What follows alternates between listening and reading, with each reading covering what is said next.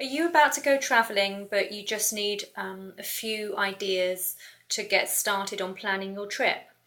Well, I'm recording this blog because I'm just in the early throes of planning a trip to Kyoto, Japan, with some of my friends, and I thought to myself that it might be a good idea to actually record a blog and just talk about the process that I tend to go through whenever I'm going traveling. Um, I'm currently living in Korea, so I'm essentially going from Seoul, Gimpo Airport to Kansai in Osaka, and from there we'll be traveling up to Kyoto. And it's actually my second trip to Kyoto, but I'm traveling with friends that have never actually been. Um, there's a few things that I want to mention when it comes to being in the early throes of planning your trip. Um, One of the things that I tend to do when I'm planning a trip is that I tend to first of all look at blogs about that place from other people, and I find it especially useful to read their blogs just to get an idea of proximity, where everything is, what kind of area I actually want to stay in. I like to, for me, usually location is a huge priority. I like to be able to be in the thick of everything and to not have to travel too far to find all the restaurants, places to drink and so forth. I want to be in the middle of everything. So I like to get a feel for the place by actually searching online and reading other people's personal blogs about their experiences. I often tend to look at Lonely Planet or TripAdvisor. I find the two quite different. I find that Lonely Planet books are really good when it comes to the nitty gritty details of how to go about getting to places and what's really good and giving them ratings and so forth. For example, um, the Lonely Planet guide offers a really good guide to how to actually get in to see the Imperial Palace in Kyoto. And if you're searching online, it's a little bit more tricky to actually find all that information, but Lonely Planet has it right there in plain view. However, if you go online to look at Lonely Planet stuff and you haven't actually purchased the book or you haven't purchased their app, the information is a bit harder to find. Whereas if you actually go to TripAdvisor have a lot of things online, like for example the top 10 or top 20 best sites of Kyoto and things like that, or wherever it is that you happen to be traveling to. Um, that information is all really accessible online, which you may access once you're already there, or and you're on en route to your destination. Um, but my personal preference is to actually have a Lonely Planet guide to guide me through all of the different things I might want to see when I'm there. Um, with regard to websites and deciding um, which flights to go with, I like to use websites like Skyscanner or Fare Compare to actually give you an idea of what different airlines are charging for those routes. Um, Personally, I prefer to go direct route if possible. I've noticed that, you know, even if I'm flying to somewhere like Philippines, I could end up taking a flight back up to China and then all the way back down again, which seems ridiculous. You end up spending 12 hours of travel when what theoretically should actually be, from South Korea to Manila, for example, should only really be about 5 hours. So direct flights are super important to me, and it's a good idea not to jump on the first flight you see, but to really do your research if you're actually traveling on a budget, and to look at different times of day, because sometimes you look in the afternoon and then you come back in the evening and a whole bunch of new flights have actually been added, giving you more flexibility as to when you want to fly out or when you want to fly in, or flexibility in terms of price. Um, with regard to hotels and hostels and things like that, I was very recently introduced to Airbnb. That's AIRBNB.com, where you can actually book whole apartments, in fact, in places like Kyoto and all over the world, um, that are owned by private residents. Um, that essentially kind of take care of you to some degree, almost like a personal hotel. They provide things like towels, and some of them provide breakfast and things like that.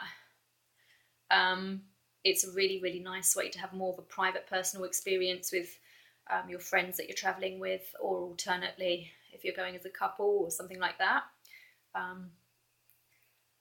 I really love the hostel experience because I like the opportunity to meet new travelers and meet new people. And so I tend, for those types of bookings, I like to go to hostelworld.com. I've also used Agoda.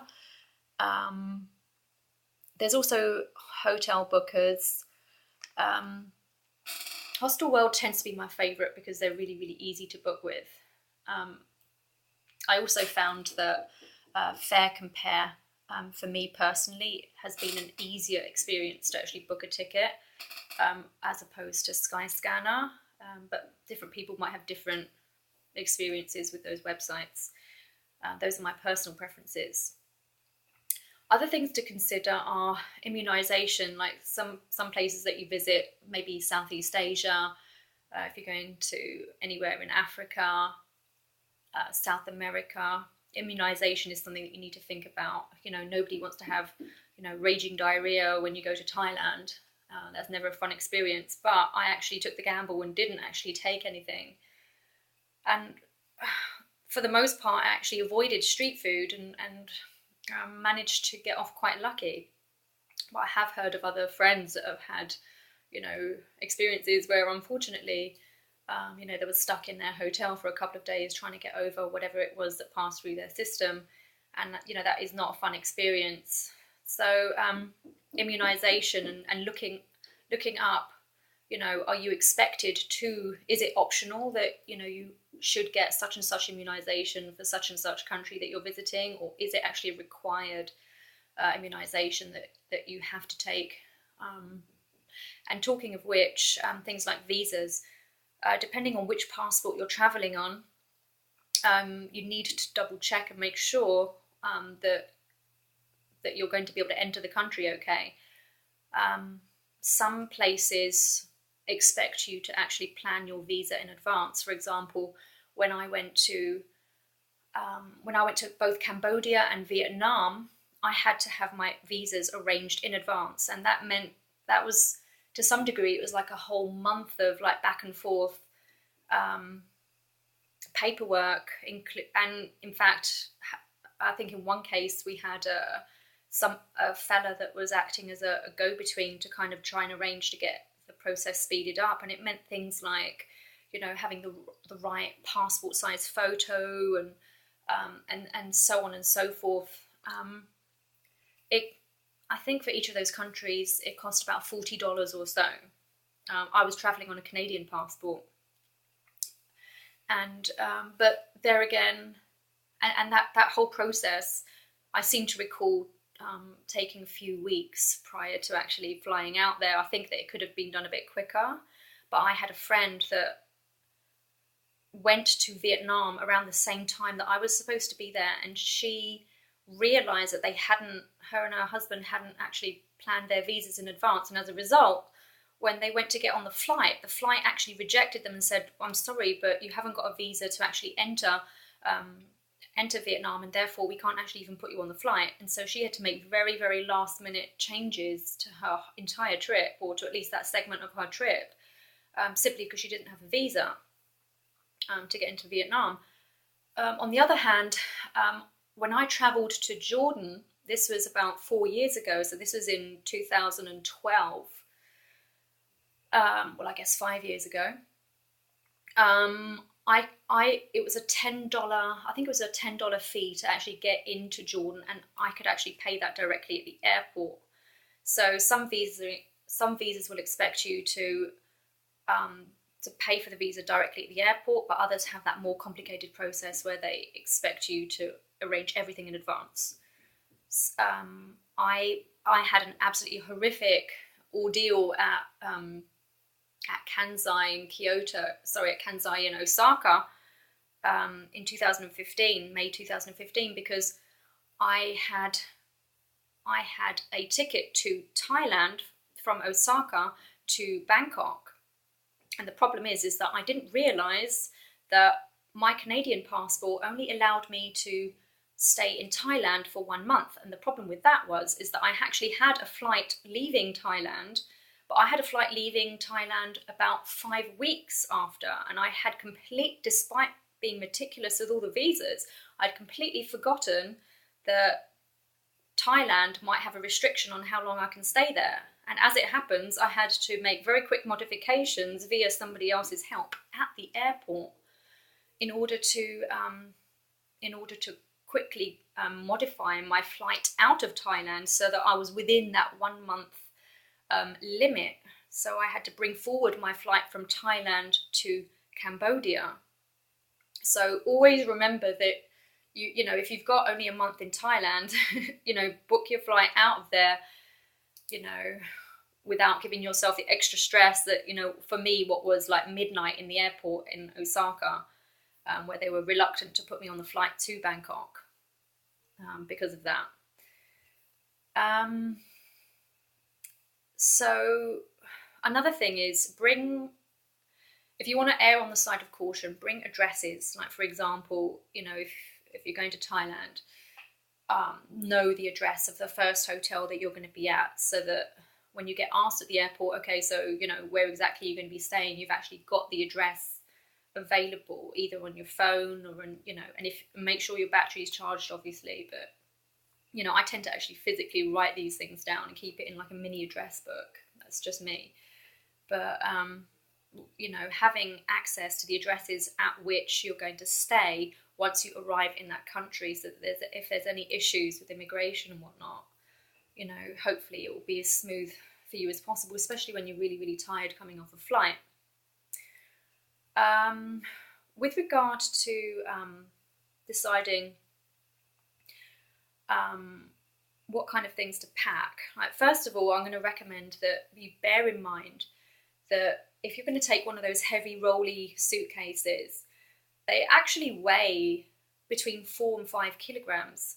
So if your flights are allowing you, I don't know, 15 kilograms or 25 kilograms to bring with you, you've already shaved 5 kilograms off of that if you're bringing one of those heavier traditional suitcases. On the other hand, if you take something that's more of a duffel bag, okay, those can be much, much lighter. And what I did is I picked this up in Dongdaemun in Seoul, which is like it's an Osprey 56 litre, I believe. It's super, super light. And the great thing about it is that the straps are super, super comfortable on my shoulders. I got fitted for it when I was actually at the shop. And they'll fit you not only in terms of making sure that everything's going to be really, really comfortable, but also that theoretically the waist should actually fit your hips. And so the weight doesn't actually just sit all on your shoulders, but you're supposed to be able to take a lot of weight on the actual hips as well. But this is so much lighter, and, you know, I can put essentially extra 4 kilograms of stuff in there that I would have had to not done with my rolly suitcase, just by changing which bag I use. And also they encourage you to actually just carry less, which makes traveling just much, much easier. The less you bring, the better. I've always been one to pack way, way too much. Like, as a lady, you know, we like to bring, need to have 2 bikinis and all my face products, and need to have changes of clothes and dresses and shorts and blah, blah, blah, blah, blah. But the more you travel, the more you realise that you actually don't need a lot of this stuff. And when it comes down to it, you'll end up wearing the same things over and over again, which tend to be most appropriate to the weather that you're going to experience there. You know, if you're going to bring fancy dresses and pretty things like that, remember that, you know, if you're just going to compile and add more things when you're buying extra dresses there, then you're going to have less space to buy stuff if you've already packed loads and loads of stuff in there. Like, pack, you know, if you're going for backpacking purpose, you know, pack the things that you're going to get most use out of. When I was in Italy, the first time I visited Rome, I realised that everybody dressed up there to the nines. And I was having to use all of the nicest parts of the wardrobe selection that I had brought. Whereas in Southeast Asia, I was wearing tank tops, shorts, and things like that that are great for things like humid weather. So be really acutely aware of what the weather is actually going to be like, and also the humidity factors of where you're going to be. And limit your footwear as well, because footwear is really heavy. Wear your heaviest shoes on your actual feet when you're traveling around in airports. Make sure that you've got a pair of like runners or trekking shoes or something like that that's really, really comfortable. But then make sure, you know, you've got a pair of sandals if you're in hot weather as well, or flip-flops and things like that. Stuff that you can do a lot, not flip-flops, but like supportive sandals that you can actually do a lot of walking in, that's actually going to be practical and worth you bringing along. You know, I'm going to Kyoto at the end of January, and my intention is to bring winter boots, because I know that it's going to be in the thick of winter there, and you know, you want to be practical about what you're bringing. Another thing to consider is when it comes to, for ladies, for accessories, bring your travel size stuff. If you want to bring your creams, your face wash remover and blah, blah, blah, get your travel size stuff. Like, for example, when I go to stores and I'm purchasing things, they give me like all of these little samples, and like, for example, what's this? This is soothing gel. So this is a body cream. This is a cleansing oil, body gel lotion, cleansing foam, face cream. All of these tiny little tester size things suddenly become useful. And so, you know, you can just put them into, you know, like a Ziploc bag or whatever, and, you know, just for weight size, you know, weight considerations, just really minimize the weight of what you're bringing. And also even things like toothpaste, like get a travel size toothpaste, get, you know, a regular, you know, basic toothbrush, you know, with a little cap, you know, your mini size floss, and just items that are not going to take up much space in your wardrobe. Just less is better. And also in terms of when you bring things, don't bring your favourite stuff. I mean, if you're going to Italy, fine. But if you're going to Southeast Asia, don't bring your brand newest pretty clothes. You know, bring whatever it is that potentially you could leave behind in a hotel and say, you know what, I've replaced it with, you know, I don't know, maybe I've gone shopping in Chiang Mai night market, and I've decided that I've bought a brand new skirt and a brand new bag and blah, blah, blah, that you can leave your stuff in the hotel, you can walk away from it, and it actually doesn't matter. That if something were to happen to it, it's not the end of the world. Just don't bring your favourite things. Bring whatever is kind of disposable. Another thing I'd recommend is bringing or making quick conversion charts. If you're going on an extensive trip where you're going to be using a lot of different currency, bring little things like this. Like, for example, when I went to Cambodia, I just brought an exchange. So the exchange of what it was between Canadian dollars and Cambodian riel. I did the same thing for Thai baht. And then once again, Vietnamese dong. I found it really useful to have like really, really simple denominations of money, just to be able to make that really, really quick conversion, particularly when you're going between several different countries in a short space of time. Because the way that my trip last year went was I was in Japan for just over a week. Then my friend Beth and I went to Thailand for a month. Then after that, I went alone to Cambodia, and then after that, I went alone to Vietnam. So all of these different currencies, switching to all these different currencies in a short space of time,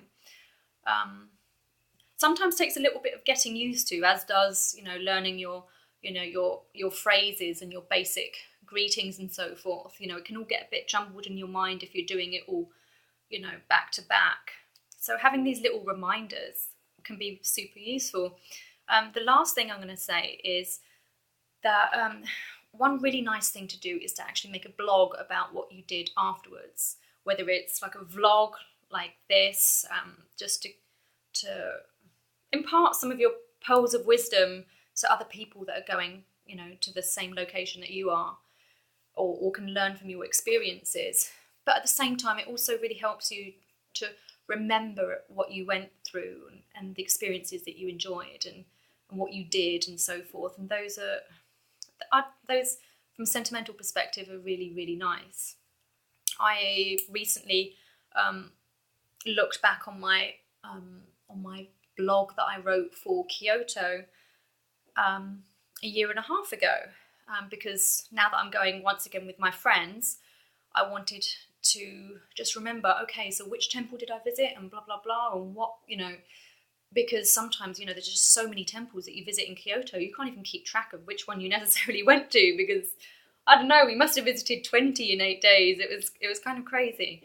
But it was nice to actually have access to my blog to reread it, and then to suggest to my friends, hey, why don't you check out what it is that I got up to, and from that you can see what it is that you really don't want to miss, what experience I went through that maybe we could do again together, and you would really enjoy. But yeah, it's a really nice recap for myself, but also for other people. So I really encourage you to share the love, and share that blog with other people too. Happy travels. Thank you for listening.